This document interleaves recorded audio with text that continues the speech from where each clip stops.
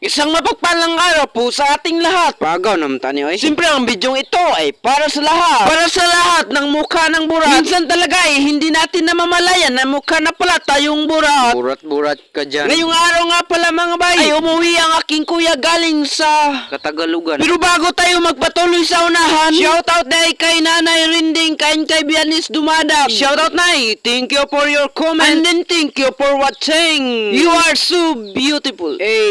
But-buton yung kay ka ha. Shoutout din kay Rodelinho Romato. Shoutout gaw. Thank you for watching and then thank you for your comment. Sa lahat ng nakasubaybay sa akin, shoutout sa inyo. And then thank you.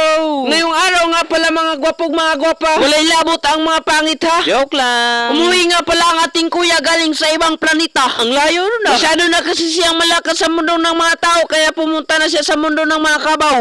Tatawagin lang natin siya sa pangalan na Pugi, sige na. Joke lang yun ha. Umuwi nga pala ang ating kuya kasi gimingaw daw siya sa iyang mama. At pati na rin sa kanyang buong pamilya. Ikaw ba namang mawalay sa pamilya na isang taon? Di bagod kami ngawon? At hindi pa nga kami nakarating sa aming bahay.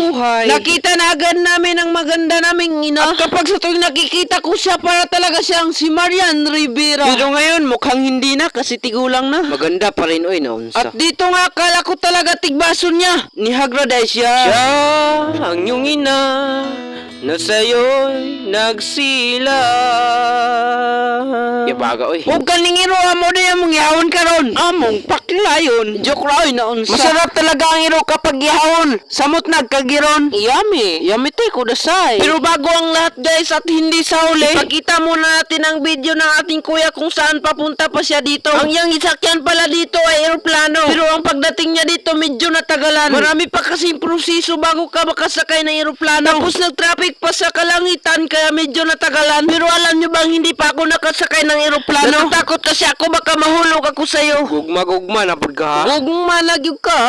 Kining gibati ko. Dili na gugma. Ipaasara ka anak niya. At pagkarating nga namin sa bahay, hindi talaga ako makapaniwala na kung saan ang matagal na nating pinapangarap ay nakita ko na. Ipalitan pala ako ng aking kuya gamit pang drawing. Kaya ang saya-saya ko talaga. Kaya hanggang buto talaga ang aking saya. At ang ngiti natin ay abot hanggang tainga. Parang ganito ba? Mas malala pa. Nakikita nyo naman yan kung ano kaganda. Na kahit na pangit na mukha ay maguguhit ko talaga. At siyempre hindi talaga mawala ang tripod. Para hindi ka na mahihirapan sa pagbablog. Kaya importante talaga ang tripod.